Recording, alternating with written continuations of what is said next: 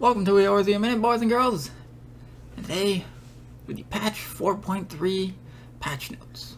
Well, this is the preliminary patch notes. They pretty much have all the stuff we're going to want to know, as they only change very, very little in the final patch notes.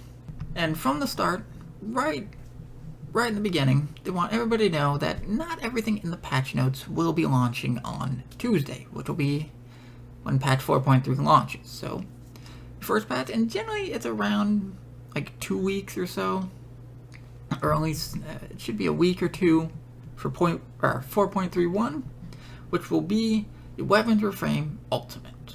Beginning that, then a couple weeks later after that, or probably a couple of months, like a month or two or so later, we will be getting patch point 4.35 with Heavens on High and even further Hildebrand Adventures. But they will also be pushing back the next Eureka for 4.36. So, without further ado, let's get on with it. So, we have the trailer here. We've already seen the trailer. So, first up, we have new main scenario quest. We will be finishing off the Doman storyline here, so obviously to do the story, you're gonna need to do all the story quests. The Chronicles of a New Era.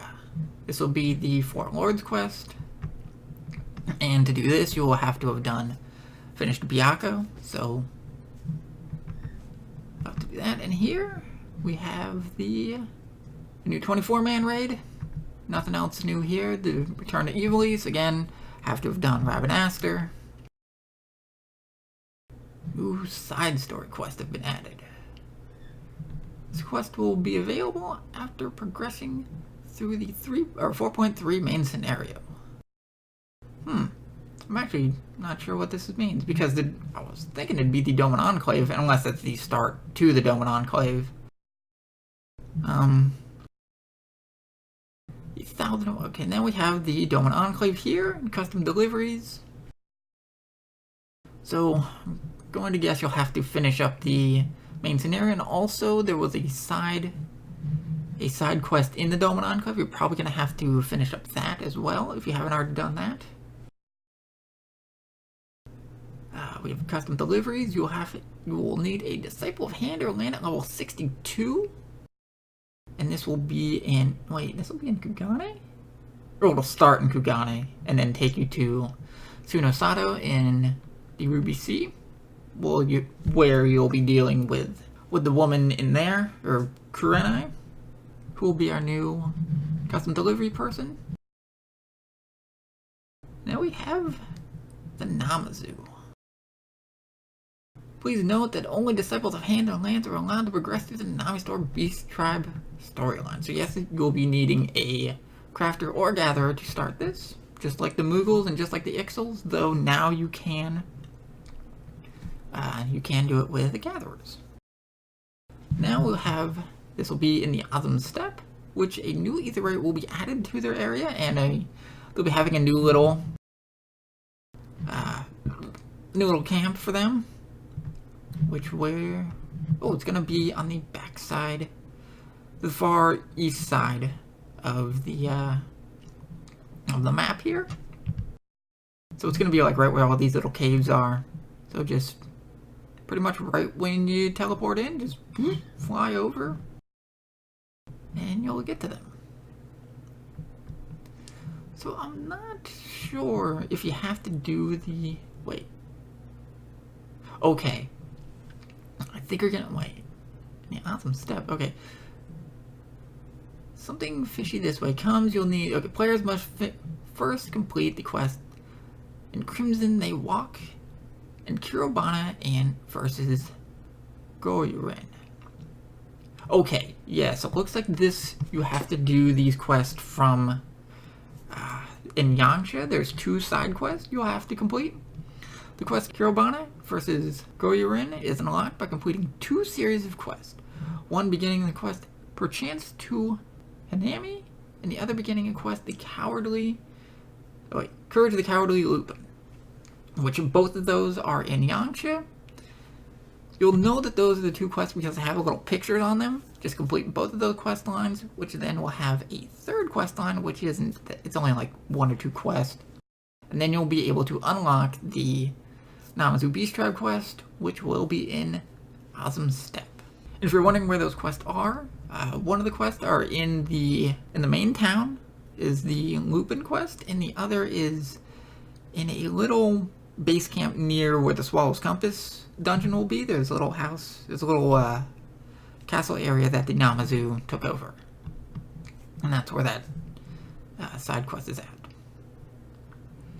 So here we are, and this is just going to be all the different Beast Tribe quests, which will most likely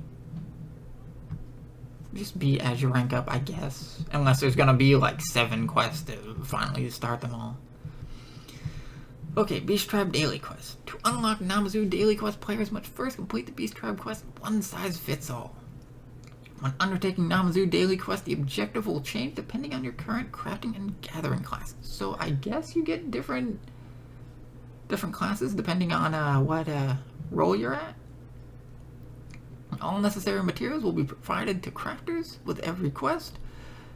The required recipes can be found under the Special Recipes tab of the crafting log. Players will, however, be required to provide their own catalyst. I'm guessing the crafting crystals? Materials required when playing as a gatherer can only be collected while undertaking each quest. Furthermore, these materials will not be listed in the gathering log and will appear on the duty list. So, looks like it's going to be like a leaf quest where you'll have their own little nodes and you get items specifically from that quest. I guess for fishing here, bait required to complete quest as a fisher can be purchased from vendors at the Awesome Step. An additional vendor will appear at the Beast Tribe settlement upon completing the Beast Tribe quest. One size fits all. Of course, here we have players can earn Namazu Koban by completing Namazu Beast Tribe quest. The amount of Namazu Koban currently held is displayed in the currency window, just like all the other Beast Tribe quests now. Okay, next up we have the Doman Enclave reconstruction effort has begun. Players can now donate unneeded items to help supply and finance the reconstruction of the Doman Enclave. In exchange for item donated, players will receive a gratuity that amounts to slightly more than what normally would be received when selling out items to a vendor. Really? So we're gonna make like, 300? You make nothing by vendoring items. Please note, however, the Enclave has a limited weekly budget to pay gratuity for donations. The budget will reset every week on Tuesday at 1 p.m. So it looks like 20,000 P here? Or, that's showing 1 million there, so I'm not sure if that's the person's budget, or how much guild they have, or how much the Doman Enclave has. But either way, you can sell them stuff and make some money while helping them build up the Doman Enclave. As a player makes contributions, the Enclave will grow and change over time. If for any reason the item donated by mistake, any of the last 100 donated items can be reclaimed, incurring a small transaction fee. Please note, however, reclaimed items will no longer contribute to the Doman Enclave reconstruction. If you wish to reclaim the item, we strongly advise you to do so immediately, as any items in the reclaim box will be removed and rendered irretrievable upon logging out or changing areas. Pretty much just like selling any items. Once you leave the area, you can't buy it back. So the same thing there. Additions and adjustments have been made to rewards available to the Lost Canal of Uznir and the Hidden Canals of Uznir. So, added treasures in there. Ooh, what's going on here? Oh, looks like squadrons. The following additions and adjustments have been made to adventurer squadrons. The number of dungeons available for command missions has been increased. Oh god. We're getting the Arum Vale Brave Fox Longstock Hard, or Longstop Hard, and Solm All. Gonna do fucking Arm Veil with squadrons. That sounds fun. Okay, Glamour Dresser and Armoire have been added to the Grand Company Barracks, so you don't need to go to the hotel for that. You can go to any of your Grand Companies to be able to access the Armoire and the Glamour Dresser now. So that's great. I would still like a Glamour Dresser for houses, but you don't have to go to an inn now. Which also, I guess that is a good thing, because there are restrictions of what you can and can't do in an inn room, so now they're taking it out there, so I guess that relieves some bit of issues. But yeah, just give us a housing item for that. I mean, it looks awesome. I mean, look at that. It looks awesome. These new furnishings can be used to select glamours for squadron members. After selecting the piece of gear to apply glamours, 3 tabs will appear in the cast glamour window: inventory, armory chest, glamour dresser, and armoire. Okay. Oh, it's in the back room with your squadron. Okay. I thought it was going to be in like the main hall area. And I'm not sure if there's restrictions in there like the inns are. So, well, I guess we'll have to see. And here it's showing the glamour dressers, so you can actually dress them up in all different items. You will still need glamour prisms to do so. Okay, so here we have glamour members' gear can now be dyed. The confirmation prompt when applying glamours has been adjusted. Players can now craft items and repair gear in the Grand Company Barracks. The display of the limit break gauge when displayed when using the command mission limit break has been adjusted. Locking the order hotbar will now disable the close button on top right of the hotbar. Ooh, oh, that house actually looks pretty cool. New craftable items have been added to the company workshop. So it looks like it's a Namazu. No, not Namazu. It's the Otter house. That actually looks pretty cool. The following additions have been made to subaquatic voyages. New voyage destinations have been added. New items have been added, attainable through the subaquatic voyages, most likely from the new areas. The maximum rank for submarines or submersibles have been increased from 20 to 30. The maximum number of vessels allowed has increased from 2 to 3. So get your sub on. A new estate vendor NPC, the Journeyman Salvager, has been added. The new NPC shares some of the functions. This NPC shares the same functions of the Calamity Salvager. Okay, that's cool. So you don't have to go hunt one of them down now. Those are always in the weirdest spots. The following items that allow players to employ material suppliers, junk mongers, armor menders, and stewards with new appearances have been added. So get Namazu's material supplier permit, Namazu junk mongers, menders, and manservants. So you can have them in your house selling you stuff. Furnishings from the Final Fantasy XIV Fashion Design Contest have been added. So we get a picnic basket here. We got a new chair, the stove, the little the broom and bucket here, the bento box, and the little awesome step hut here, which is a lamp that lights up. It's not lighting up here. We also have new furniture has been added. We have here the bag and duffel bag.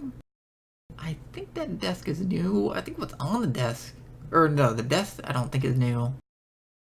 But I think what's on it there is new. The little pants hanging on the wall here, that looks new. Clothes basket. And this dresser here. I'm guessing this is going to be from the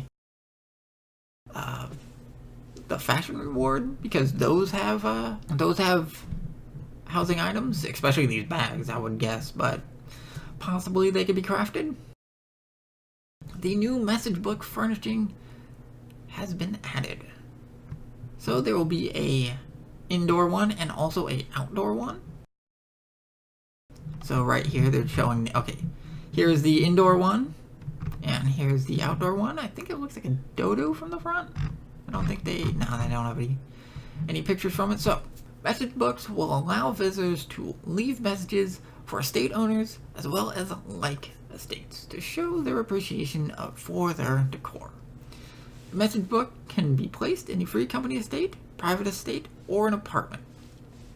In cases of estates, there are two versions of the message book, one for indoor and one for outdoor use.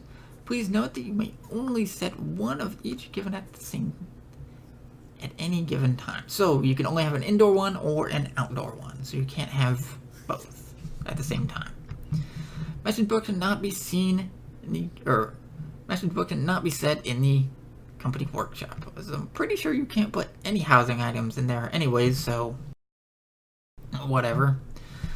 While the message book is primarily for visitors to leave messages, the estate owner can also set a greeting messages for visitors. Moreover, notifications will be sent to the owner each time a message is written in the notification book. Notifications will be enabled by default, but can be disabled from the character configuration menu log windows settings by selecting log under log filters and choosing the announcement tab, and unchecking the message book alert box. Message privacy settings: entries left in the message book is set to public by default, but allowing anyone to view them. However, you can set it to private at the owner's discretion. Writing in the message box: players may leave one message in an estate book per day per character.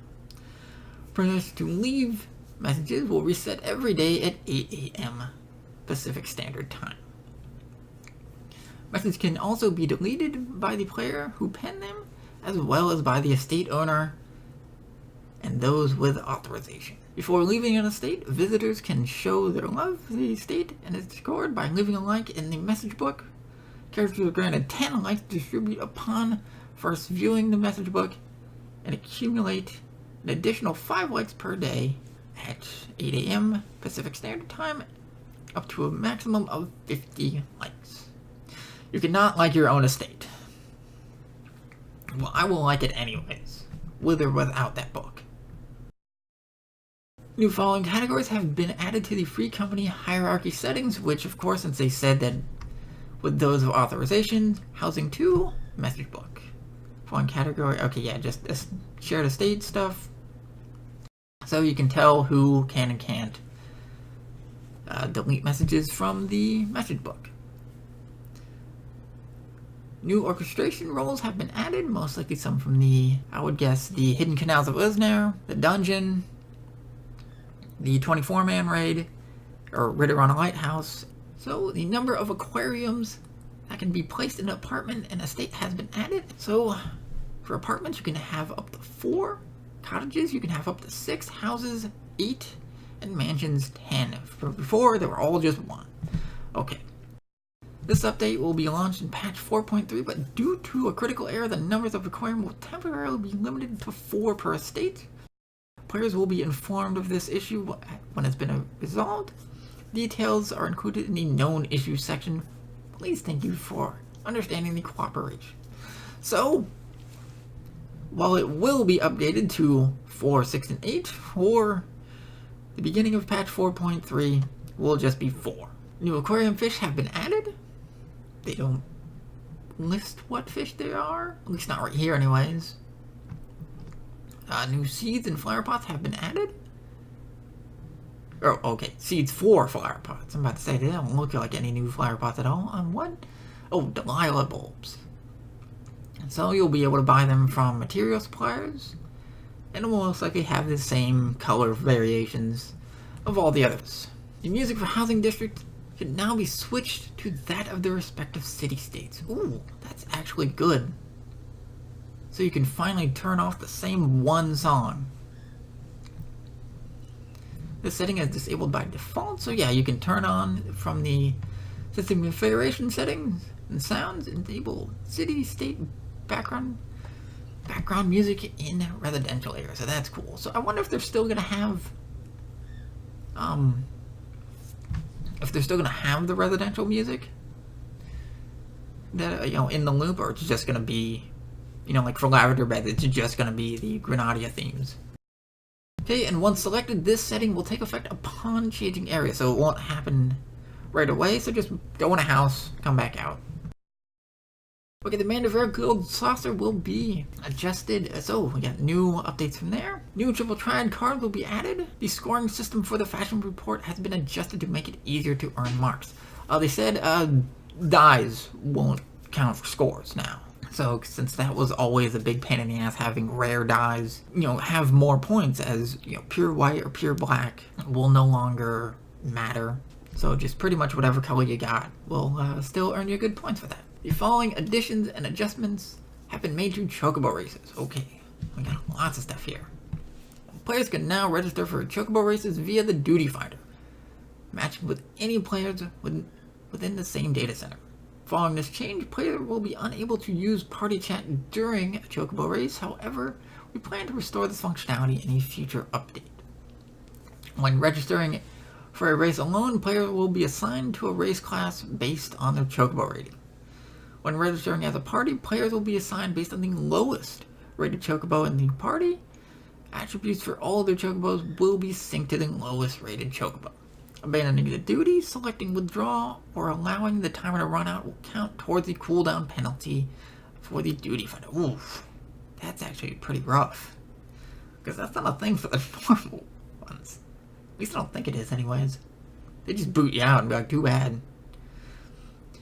In accordance to these changes, speaking with the race Chocobo register in the Chocobo Square will now open the Duty Finder. Please note, however, Chocobo race tutorial and challenge races can only be undertaken by speaking to the Chocobo race register. The Chocobo race tutorial has a 15-minute time limit. If you're taking more than 15 minutes, I don't know what you're doing. The new category of races, Chocobo race party member, has been added. These races will be determined by the lowest rating Chocobo in the party. Attributes of all of the Chocobo races. Wait, this is the same stuff. When registering without a party, yeah, that's just the same stuff. Okay. Race classes has been adjusted as follows. As of 4.3, Chocobos with a rating of 30 or higher can no longer participate in R60 races. Other races can now be confirmed under the Chocobo tabs in the Gold Saucer window. Okay, and here's all the different ones. So now it looks like once you hit the max number, you're booted out of that rank and forced to play the next in the next tier. So once you get to 41, you have to do R60 and so on. And the entrance fee for all Chocobo races have been removed, which it wasn't really that much in the first place, but I think it was like 15 coins. The position of the race Chocobo trainer has been adjusted. I'm not really sure where it's moved to. Okay, the following additions and adjustments have been made to Lord of Verminion. NPC opponents have been adjusted. Oh, wait, what?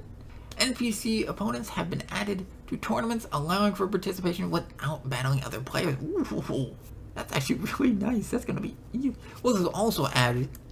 So also add for quicker queues for it. So if nobody's doing the tournaments, you can at least get some wins in. Because I've done some tournaments where like it'd be half hour before someone finally queues in. NPC opponents, the difficulty of these opponents will scale to the number of victories a player has.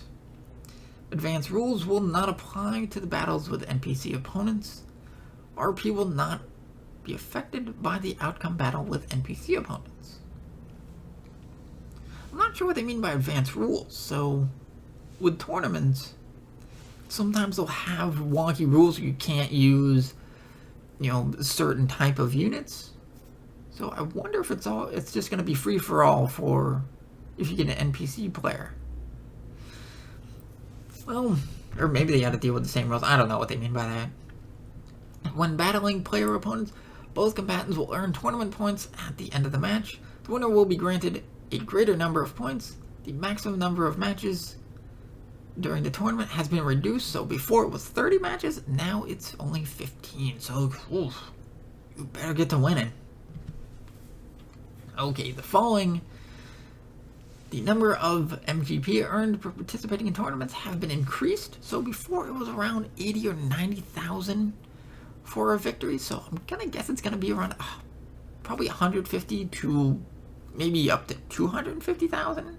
Maybe around 200, but probably it's gonna be something good because whenever they do buffs like this, they generally hit them pretty hard. So if you want some MGP, man, get to making these get to doing Lord of Verminion tournaments. The following matches have been added to the Duty Finder. Lord of Verminion Battle, non-RP. Okay, yeah, so you can just queue for all of these in the Duty Finder. Wait, Master Battle Hard and Extreme. What the hell are these? I don't even remember those. Whatever. Okay.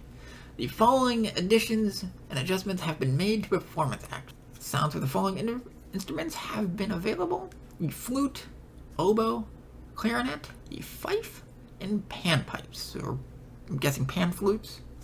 Adjustments have been made to the latency and sound quality for the following instruments: harp, piano, lute, and fiddle.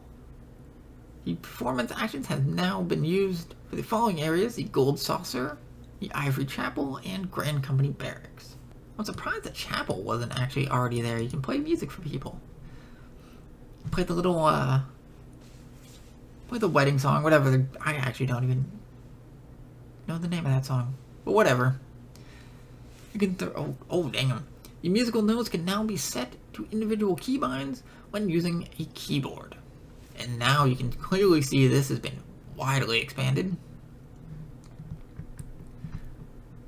New challenge log objectives have been added. So, okay, ooh, it's all Eureka stuff. So that's cool. So you get, defeat 30 ice or lightning aspect enemies no more than 2 elemental levels above your own. Okay, so we're getting 2060 ice, 2060 fire and earth, or 3060, I mean. Okay, so water and wind. Wait, defeat 20 Ashkin in Eureka? I'm not exactly sure what they mean by Ashkin. Is it the notorious monsters? Or some kind of monster? Or is that the fire monsters? You have to fight to what's the bomb? The bomb notorious monster, I think that might be an Ashkin. Defeat 20 elementals, so that's for the little wind things you see flying around. Okay, so play Lord of Verminion 1 time for 5,000 MGP and play Lord of Verminion 5 times for 12,000. So playing Lord of Verminion 5 times will now net you 27,000 MGP per week. And if you do that during a tournament, you'll get the tournament prizes as well, which will, even if you win or lose, will still net you quite a bit of stuff.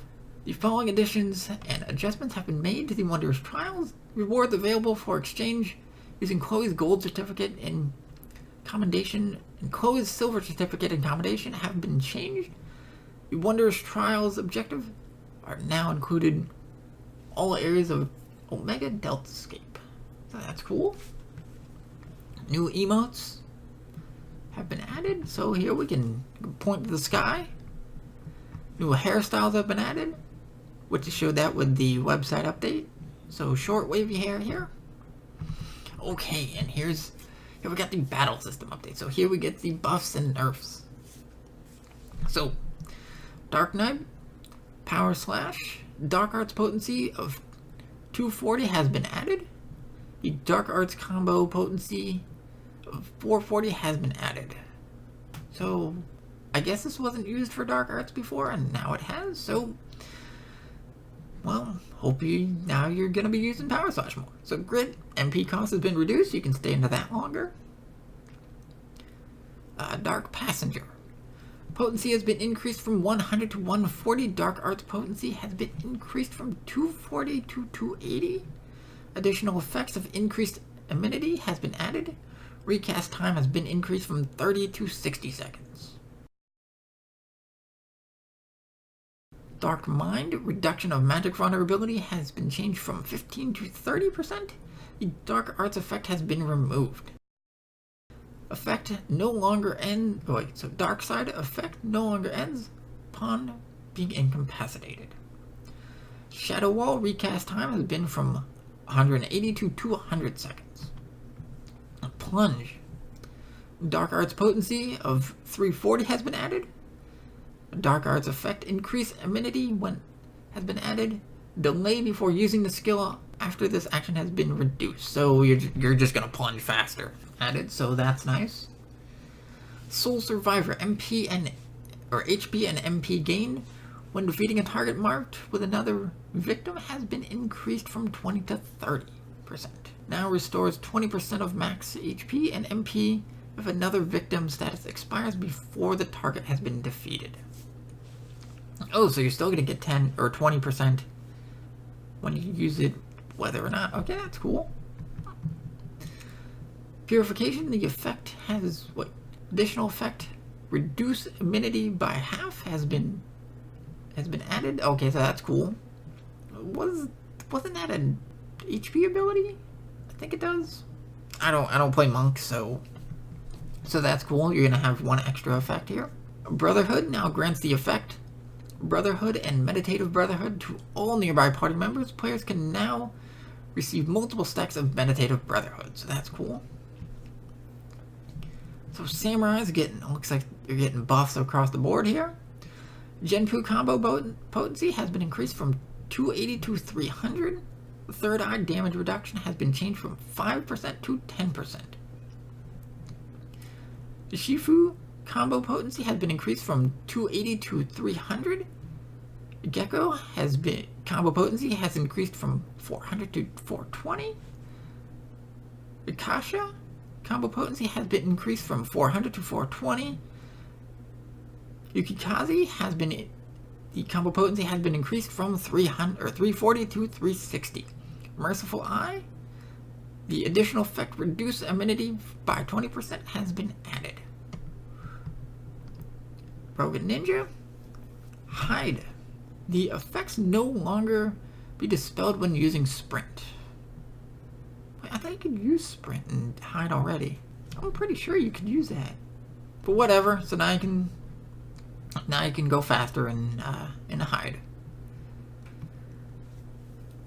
So, Black Mage gets Ethereal Manipulation.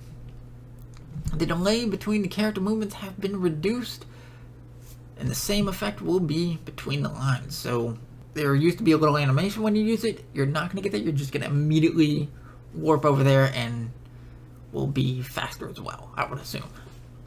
Scholar, Whispering Dawn. Action category for this has been changed from spell to ability. The cast time has been made instant. Healing potency has been increased from 100 to 120. Ether Pack recast time has been reduced from 5 seconds to 3 seconds. Fey Union can now be interrupted to order fairies to use another action. Okay. Dissolve Union recast time has been reduced from 5 seconds to 1 second. Astrologan Malefic recast time has been reduced to 2.5 to 1.5 seconds. The same goes for Malefic 2 and 3. Lightspeed. MP reduction cost has changed from 25 to 50%. Reduction to attack magic potency has been removed. Recast time has been reduced from 150 seconds to 120 seconds. Aspected Helios recast time is reduced from 3 seconds to 2.5 seconds. Arcana Summoner and Scholar pet actions with cast times now can be cancelled when ordered to use a different pet action. In accordance with this change, the cast time of the pet action downburst has been made instant. Players can no longer change role action while the system is checking member status prior to entering an instance. Players may still change role action upon entering the instance while not engaged with an enemy. I guess that was causing issues with the game while you're queuing up for the thing. Okay. A new dungeon, the Swallow's Compass, has been added. Players must first complete the Chronicles of New Era on Auspicious Encounter. So wait, wasn't that at the okay, this is gonna be part of the Four Lords area. So you have to finish up that stuff, and then you can unlock the new dungeon. So go finish the Four Lords quest, and then you can do that. As I'm guessing, it's probably gonna have some story tied to that. New trials have been added. This will be to the main scenario quest, as they're not saying what it's gonna be. This trial can only be accessed via the raid finder. So this is gonna be the extreme version. Item limit restriction do not apply when registering as a full party. And we'll have an item level of 350. Okay, the players will now receive the power of the Echo in an event all party members are incapacitated for the following trials. That will be, looks like Jade Stoa. Okay, so for Byakko. And of course, the Echo increased HP, damage dealt, and healing potency. This can stack up to 5 times. Each stack of Echo will raise attributes by 10% up to a maximum of 50. Players must have battled their foe for at least 3 minutes in order to receive the power of the Echo. So you can't just immediately wipe 5 times and do so. Okay, okay, 10 and 50, that's for normal mode. And extreme will only be 5% each time and up to a maximum of 25%. The Alliance Raid Dungeon, the Ridorana Lighthouse, has been added. The story for this exciting new raid was written by guest creator Yatsumi Matsuno, the director and writer of titles such as Final Fantasy Tactics and Final Fantasy XII. The boss designs are courtesy of guest creator Kaite Amamaya. I'm gonna go for that. So, creator and director of the Garo series. Prepare for the new chapter of the Grand Adventure. Okay, so you will need a item level of 335 here, and must most likely have completed the previous 24-man raid. Okay, so here we have role requirements. The party is matched automatically via the duty finder, will be comprised of 1 tank, 2 healers, and 5 DPS. The rewards, you can now receive only 1 gear reward per week for completing duties in the Ridorana Lighthouse. In the event you are rewarded an item from the loot list, you will automatically pass on the remaining items. And this will be once a week and reset Tuesday at 1 AM Pacific Standard Time.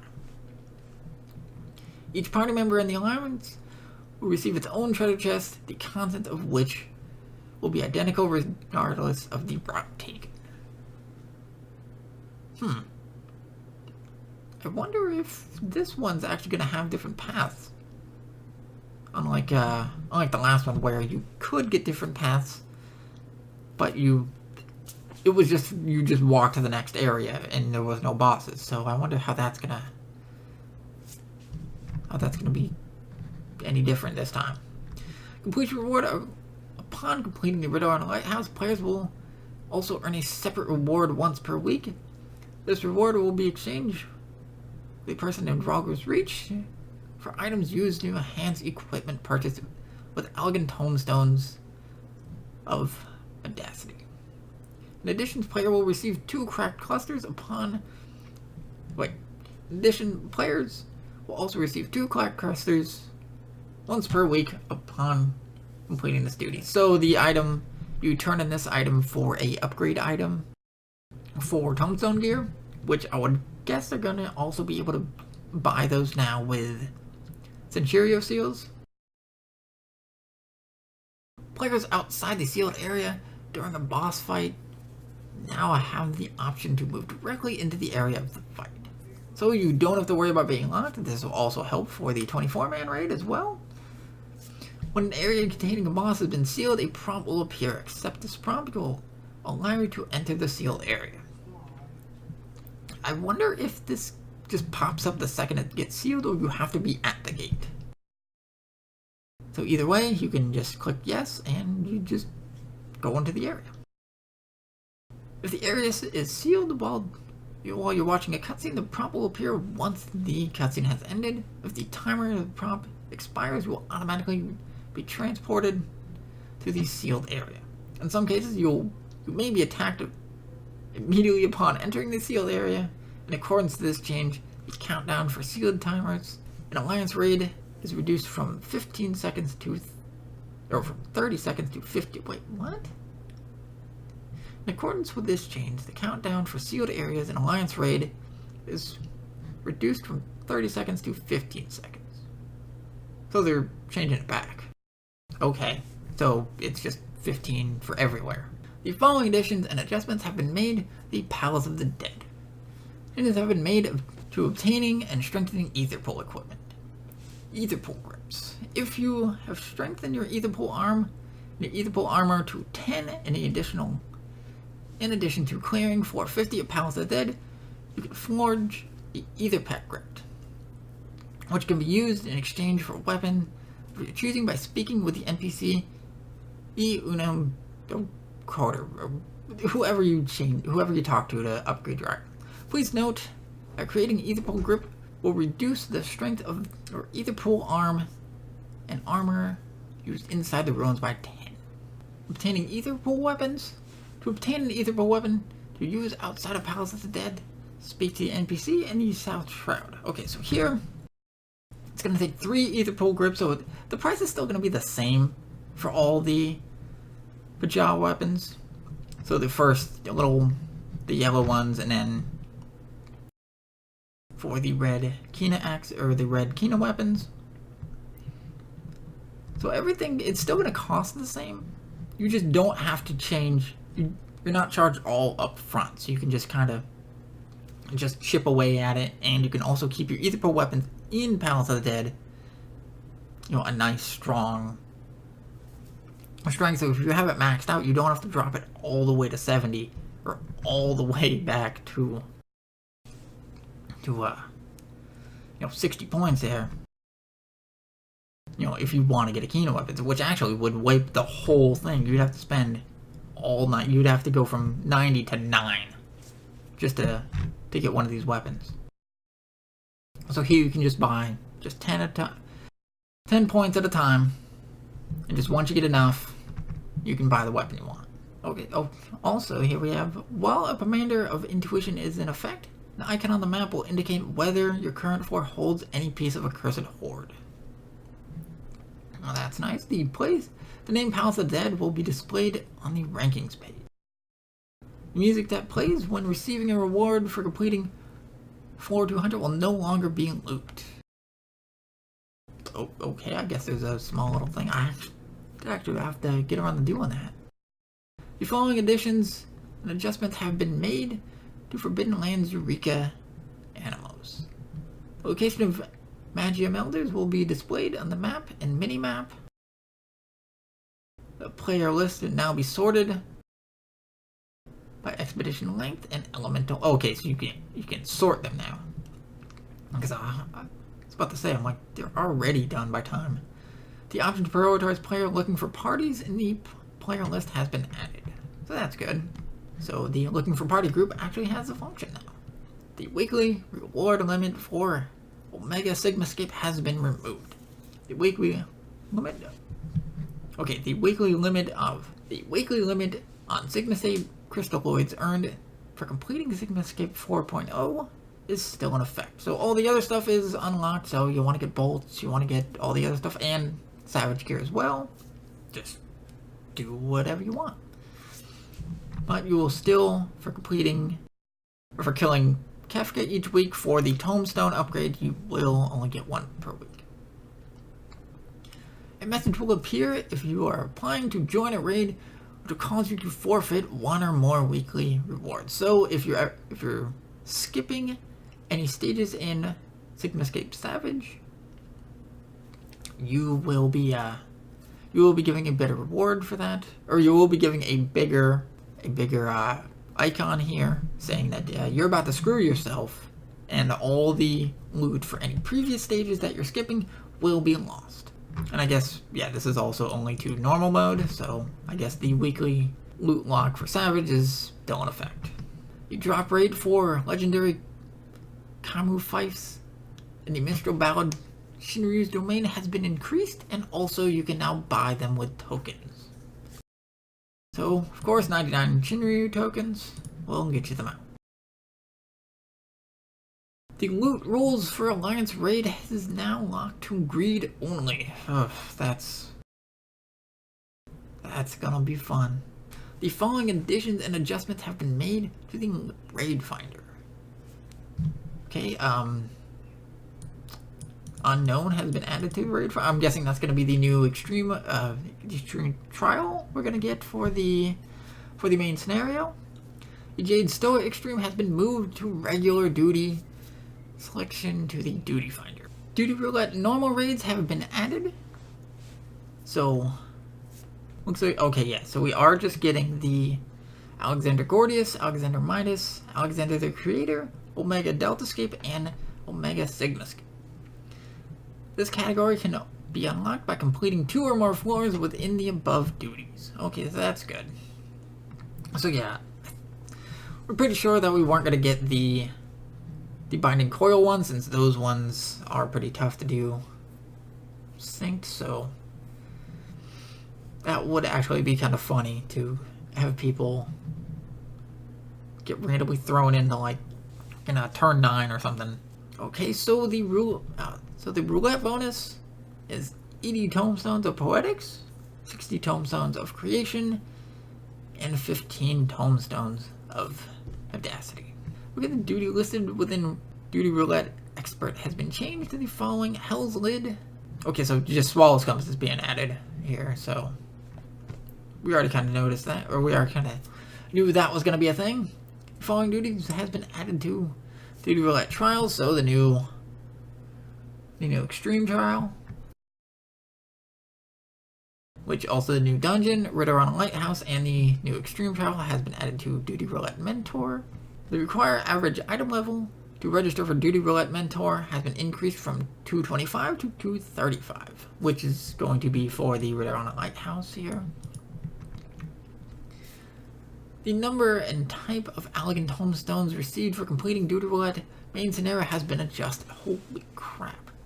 Okay, so before you only got 200 Tomestones of Poetics, you will now get 300 Poetics, 100 Tomestones of Creation, and 50 Tomestones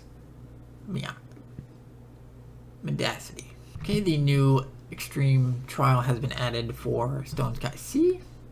Adjustments have been made to contents and drop rates of treasure coffers in the following dungeons: Drown City of Scala, Hell's Lid, and Fractal Continuum Hard. I'm guessing these are probably increased because all the dungeons from Stormblood and the 4.1 dungeons, or all the 4.1 dungeons were you got so much loot. It was like 2 or 3 things from just all the treasure chests, and really all you had here was just the dungeon ones. And I think the bosses from the dungeons only dropped 1 item, or you could get like 20 or so items for any Stormblood dungeon, so I'm guessing those are going to be increased. The following item is now available for exchange from Bailbut in Roger's Reach, which this is going to be the upgrade item. So for 500 Centurio seals, you can buy one of the clan mark logs, which I'm going to guess you can. Maybe you should be able to get these from S ranks as well from a chance drop. But it should be, I think it's 6 for the chest and legs, and 4 for all the left side gear. 6 for the left side gear and 4 for the belt and accessories. Or maybe it might be 8 and not 6, but whatever. Use those to upgrade Tombstone gear. Players can now exchange Rabbit's Astral Coin and one other currency. Wait, what? Players can now exchange Rabbinaster coins and one other currency for a Ryu Miyaku weave and Ryu Miyaku polish by speaking with Echidna in Roller's Reach. Okay, so yeah, you just use the coin you get from Ritter on a Lighthouse to... Okay, yeah, so I'm guessing the other currency is the Ritter on a Lighthouse. Okay, yeah, it says right here. The new currency can be obtained from the new Alliance raid, the Ritter on a Lighthouse. So yeah, so just like the Vordak one, you will need the first stage's coin and the second stage's coin to get the new upgrade items for Tombstone gear. From the 24-man raids anyways. Okay, so new PvP actions have been added. So for Black Mage, Nightwing, put all enemy targets to sleep. Duration 3 seconds. Okay, so these are whole new actions. Summoner Wither deals unaspected damage to all enemies in a cone before you with a potency of 1000. For the first enemy, 25% less for the second, 50% less for the third, 75% for all remaining enemies. Additional effects: if enemies is suffering from Bio 3, Miasma 3, effect inflicted by you, the timer is reset. Additional effects: increased targets damage taken by 5%, duration 5 seconds. Red Mage gets Monomacracy. Increased damage dealt by target by 10% while lowering damage taken from target by 10%. Effect ends upon executing action on a different target. So if you just stay whooping somebody's ass, you're gonna whoop their ass harder. Okay, PvP action have been adjusted as follows. Paladin's HP has been reduced from 15,000 to 45,500. Warriors in a release effect changed from half beach gauge cause to now allows the use of beach gauge action without any cost. Duration reduced from 10 seconds to 6 seconds. Inner Beast damage reduction effect duration increased from 4 seconds to 5 seconds. And Ninja Kaiton potency increased from 1,000 to 12,000 or 1,250. Huton potency or Heoton potency increased from 1,000 to 1,250. Bind duration reduced from 4 seconds to 2 seconds. Bakfakara recast timer reduced from 40 to 30 seconds. Samurai Hengenbana damage over time potency increased from 250 to 300. Tenkin Goken potency increased from 1,500 to 2,000. Knockback distance increased from 6 to 10 yalms. Black Mage flare potency reduced from 3,000 to 250 or 2,500. Freeze potency reduced from 2,000 to 1,500. Bind duration reduced from 4 to 2 seconds. Convert, the additional effects reset swift cast and ethereal manipulation recast timers has been added. Ethereal manipulation delay before character movement has been reduced. Red Mage Coracors, or I hope is it Corpicors? The additional effects inflict target with heavy for 3 seconds of suffering from monomancy. Effects inflicted by you has been added. Displacement. The additional effects of bind targets for 2 seconds if suffering from monomancy effects inflicted by you has been barred. Repelling shot. Bind duration has been reduced from 3 to 2 seconds. White Mage. Cure 2 healing potency reduced from 5,000 for 4,500. Regen healing over time potency increased from 1,250 to 1,500. Duration reduced from 18 seconds to 15 seconds. Fluid Aura, bind duration reduced from 3 to 2 seconds. It looks like Binds is getting Binds is being dropped to 2 seconds no matter what. The Scholar, Eloquium, healing based increase from 2,500 to 3,000. Barrier effect change from nullifies damage equaling the amount of HP restored to nullifies damage equaling half the amount of HP restored. Eye for an eye, barrier duration reduced from 6 to 5 seconds.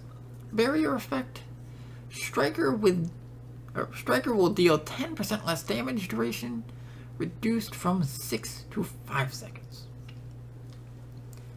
Astrologan, Malefic 3, bind duration reduced from 3 to 2 seconds. Benefic 2, healing potency reduced from 5,000 to 4,500. Disable, duration reduced from 6 to 5 seconds. The following PvP actions have been removed. Black Mage loses Sleep, Summoner loses Tribind, and Red Mage loses Flunge. But they will be replaced with something roughly the same. I think they're actually better. Because I think Sleep's gonna be like an AoE or something. What was the Black Mage one? Yeah, Black Mage is getting Nightwing puts target and all enemies nearby. So yeah, it's just becoming an AoE for PvP. So you're not really losing a skill, you're just getting a different new one that's better for PvP. When the Mind effect is applied in PvP action, it will no longer be removed when receiving damage from an enemy. Ooh, that's nice. But it's just going to drop to 2 seconds, so it's not going to last long anyways. The following adjustments have been made to PvP traits. Decreased damage taken will be decreased from 5% to 3%. The following adjustments have been made to additional actions. Recuperate. Recast time has been increased from 30 seconds to 45 seconds. The following adjustments and additions have been made to PvP teams. Party and PvP team chat can now be used in the Feast team ranked match. It's no longer possible for players to join PvP team once the season has started. Players ensure that any new party member are fully registered before the season begins. Automatic disbandment has been introduced to PvP teams. If the PvP team leader does not log on for 90 days, the sub-leader will automatically be promoted to leader. If the sub-leader is ineligible for any reason, the longest-serving member will be promoted to leader. Any team member who has not logged on for 90 days will be ineligible to be promoted to leader. In the event that there is no members who will have logged on in 90 days, the PvP team will automatically be disbanded. The 90-day period is counted from the day the team has been formed. The available Frontlines campaign now changes daily. Okay, so it looks like it's just going to get locked. So just one will be open at a time. I guess? Okay, so one of the following 3 campaigns will be... Okay, yeah, so one of the 3 campaigns will be available each day and will open in order as follows. I'm actually not sure how they're... It's listed here. It's not in like a solid row. Borderland Ruins Secure. The Field of Glory Shatter. Seal Rock Siege. Okay, I guess this line is actually better. So, Borderland Ruins, and you'll get Seal Rock the next day, and then Field of Glory the next day after that, which is Shatter. The available campaign changes at 8 AM Pacific Standard Time.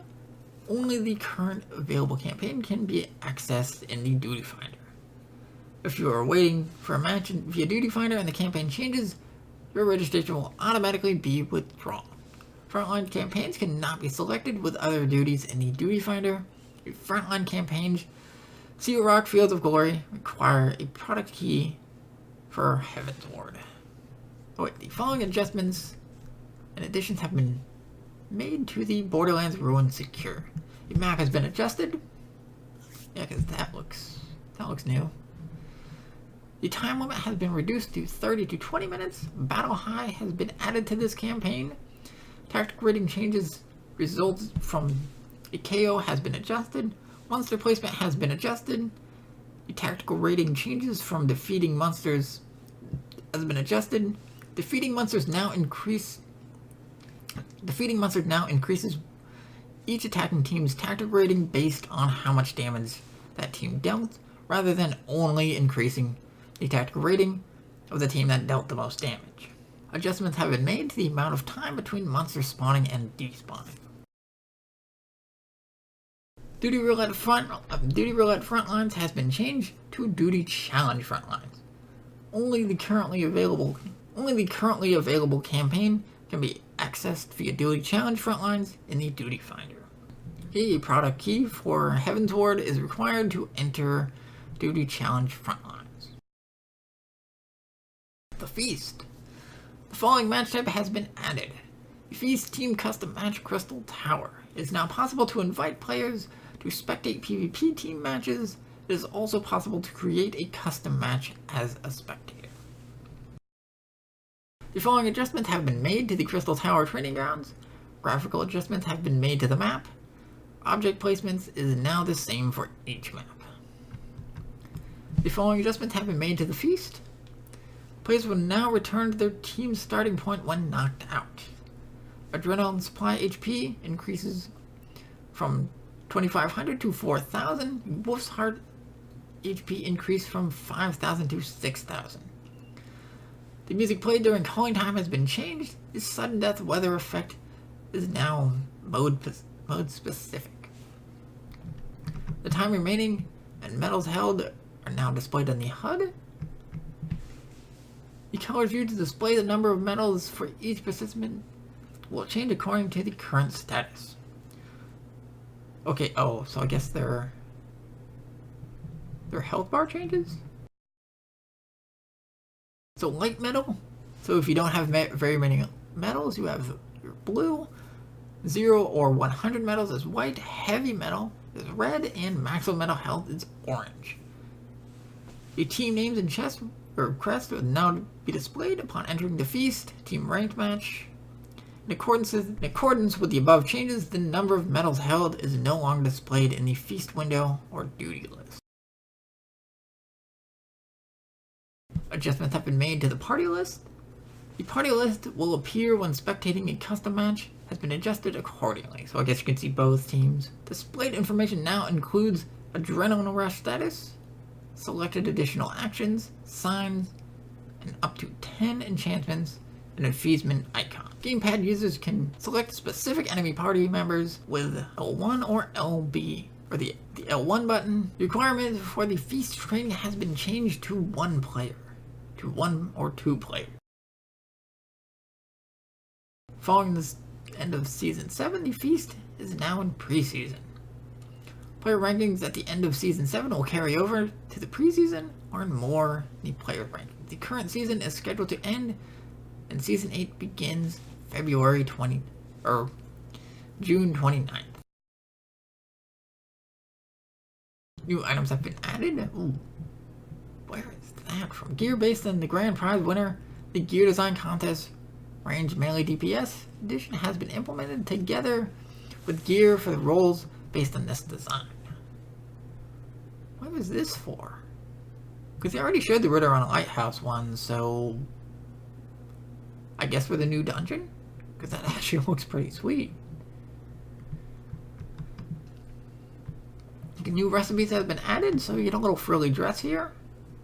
Recipe added in patch 4.3 will be listed at a later date, so I'm guessing in the full patch notes. Certain items released in or after patch 4.1, such as gear from the Royal City of Rabanastre, can now be sold, desynthesized, or submitted for expert delivery missions. So all the Rabanastre gear can now be sold. The following items can now be painted. Imitation square window. Oh, thank you. Wait, what? But you can paint that now? Why would you? I guess that kind of sounds cool. So, finally, the following items can now be equipped by male characters, all the bunny suits. So, looks like it will not be a new set, so it's just the same bunny suit, but now for men. They finally listened, and we're gonna get it. still, you get the bunny suit. Okay, craftsman recommended value will now be displayed for recipes in crafting log. These values will not be displayed on recipes that already have craftsman required value. Okay, so I guess if you're not high enough to craft it, it'll show you, but once you do have it, it won't be there. So okay. Quick synthesis success rate has been increased. Thank you. Oh my god, thank you. That was such a pain in the ass for this expansion. As even with level 70 stuff, it would still fail. No matter what gear you had. New items are available for wearing a House of Splendor script. New miner and botany gathering points have been added. Locations of unspoiled mineral deposits in the Autumn Steppe have been adjusted. New fish have been added. New items have been added to gathering points. All fishing locations in the Autumn Steppe are now level 60. I guess to be adjusted for the Namazu Beast Tribe quest. The levels of spearfishing locations has not been adjusted, so I'm guessing you're not going to be spearfishing for the Namazu. The following adjustments have also been made to accommodate this change. Salmon Roe can now be used as bait in Autumn Steppe fishing locations. Time War maps can no longer be obtained from the Azim Steppes fishing location. A log message will now display upon commencing fishing or spearfishing out locations, while quest-related creatures can be caught. Mark for this quest: a rousing reunion detected. Okay, yeah, so if you're fishing, if you're at a pond, that can use, that you can catch fishing quests, so I guess this will also affect the the Ixal Beast Tribe quest as well. Since you do need to fish for them as well for certain quests. The number of fish that must be caught before swimming shallows that appears has been reduced. Players can now speak to Karena to complete custom deliveries. By completing these custom deliveries, players can receive Gil, experience points, and red and yellow scripts, or red and yellow gathering scripts. A total of 12 custom deliveries can be made a week, but only 6 to a single client, so it looks like they're not increasing the number. So you're only going to be able to give it to Karena or Monago and leave Chloe out, or whichever combination you want. So the seaweed is always greener.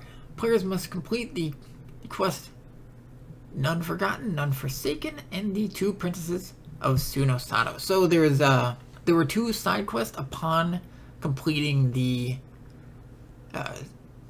Sushui of the Violet Tides dungeon. So you will have to finish that side quest, and you will have to finish that side quest to be able to start the custom deliveries. And this will also start in Kugane, not in the Ruby Sea. Players can gain abilities, glamours on Kurenai by raising her satisfaction level to the maximum. The players must have glamours unlocked to acquire this ability. Glamour prisms are required as catalyst for the glamour process. Items used to cast glamours will be bound to you and can no longer be traded or sold on the market. New mounts have been added, which will be from the trial mount. They also added a new ADS mount, which will be a black and yellow mount. New chocobo barding has been added, which will most likely be from the new trial. New minions have been added. I'm going to guess from the Namazu. And these are the 2 tribe leaders in the Autumn Steppe. New achievements and titles have been added, which they of course list none of them. The following functions have been added for achievements. A list of achievements nearing completion will now display upon login. When entering an area, a list of achievements that can be earned there will now be displayed. Following the addition of these new features, the current area and approaching completion categories can be added under relevant in the achievement window. Players can now perform the following actions while in rooms: synthesize, repair, dye, cast glamours, material assimilation, and retrieve material. Okay, so all the limitations, pretty much all the annoying limitations of the inns have now been removed, so I guess the only thing you can't do is, oh yeah, you can't synthesize, so you can You can pretty much do everything now in rooms. Cross-world link shells have been implemented to enable communication between players in different servers. Players will be added to form cross-world link shells up to 64 players from different worlds on the same data center. Players in cross-world link shell will be able to see members online status and invite them via subcommand. Additionally, cross-world link shells will be added to the chat window. Log filters, text color, and notification sounds can be adjusted. New cross-world link shells can be formed by selecting cross-world link shells under the social menu tab. Okay, and here's the picture of this little message when you start a cross-world link shell to be able to create one. And here's how it looks when you have it. To all the different people. It is not possible to create a cross-world link shell with a name already in use in the same data center. Free trial players must be a member. Free trial players may become a member of a cross-world link shell, but cannot create one. Any cross-world link shell that has less than 2 members for 24 hours will automatically be disbanded. Players can only be members of one cross-world link shell at a time. If you create your own, you will not be able to join another. Inviting players to cross-world link shell, use one of the messages below to invite players to your cross-world link shell. Invite via subcommand from the list of players, such as friend lists or contacts. Invite players while targeting the other player. Upon being invited to a cross-world link shell, a player will be added as an invite. The player will be added as an invite and receive an on-screen notification. If they accept, they will become a member. If an invitee logs out If an invitee logs out without accepting or declining, the notification will appear again if they log in, or when they log in. Invitees will appear as such a list in the members list, but cannot send or receive messages in the cross-world link shell before becoming a full member.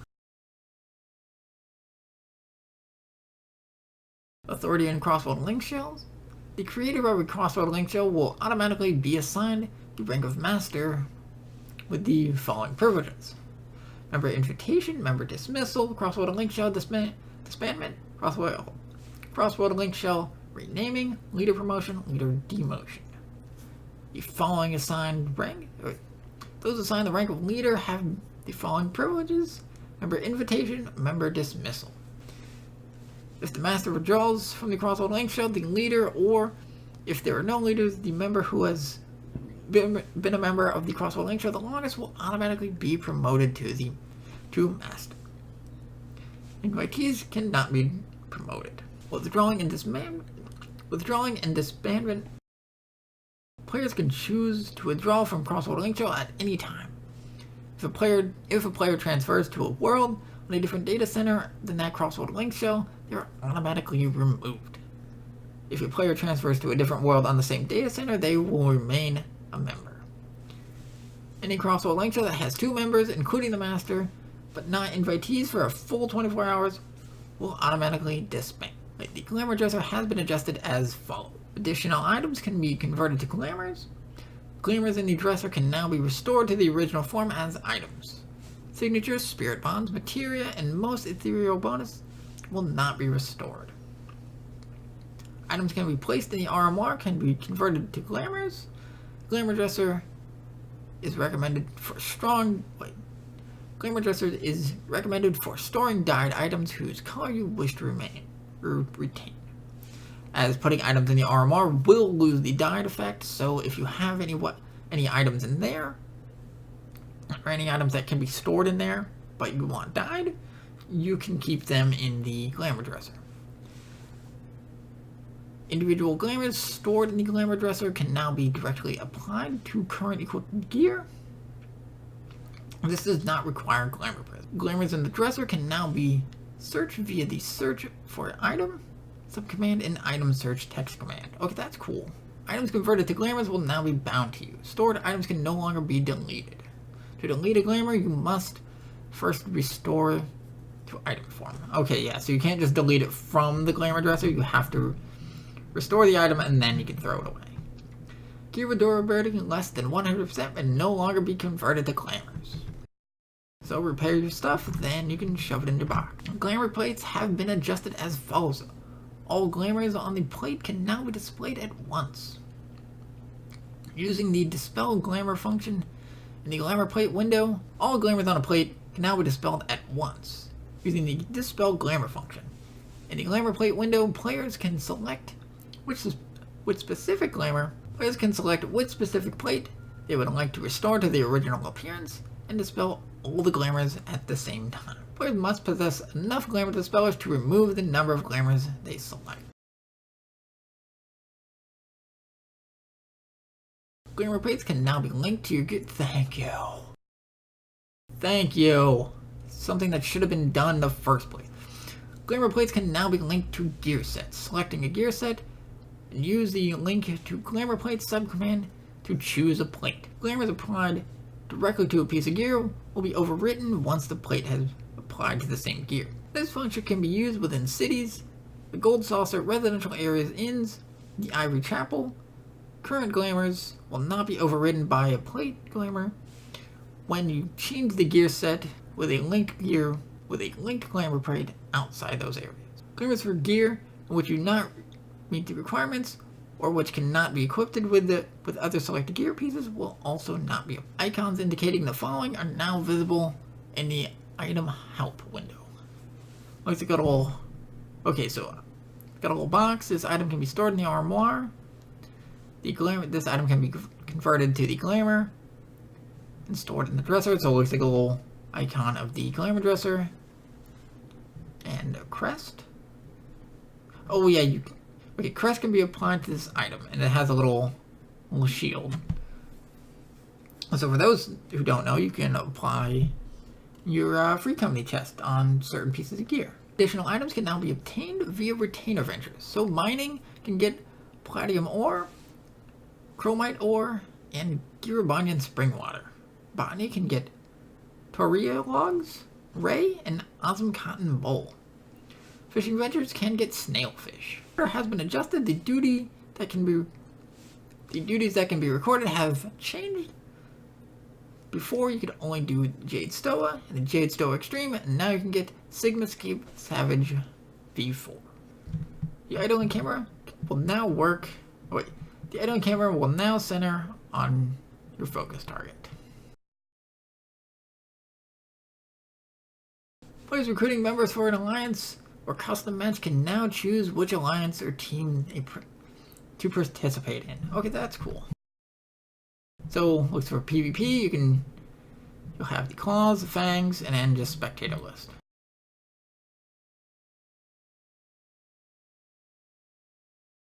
A new category has been added to the Unending Journey. So, other duties, cutscenes from the Palace of the Dead and Forbidden Land Eureka has been added under other duties. These scenes will be available in the Unending Journey even if you played through them prior to the release of patch 4.3. Map icons for non-player party members have been adjusted for either differentiation between party members. So, Chocobo companions, carbuncles, edgies, fairies, and turrets will get this little triangle-looking icon now.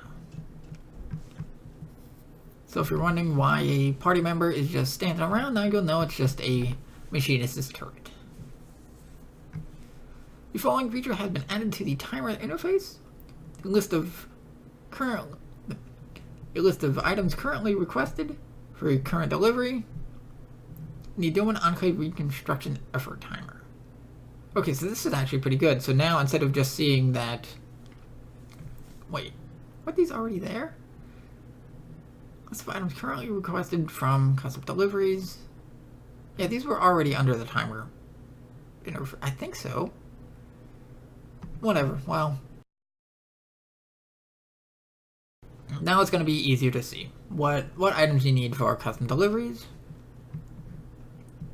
The unlock quest for Summoner and Scholar will now appear together in the subquest selection for Scenario Guide upon completion of the level 30 Arcanist quest.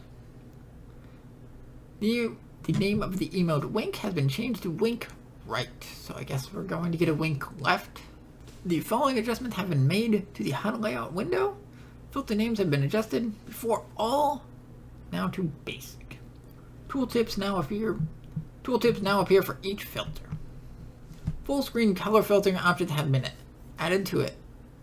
Accessibility settings in the system configuration windows. This is for Windows and Mac only, so sorry PS4 players, it's not going to be for you. The following options have been added to the character configuration interface. The General tab, display achievements near completion upon login. The chat log settings. Crossword link shows, log filters, and message book alerts. Notification sounds you will also be able to change for the crossword link shows. The following options have been added to system configuration menu. The mouse settings for Windows and Mac. Expanded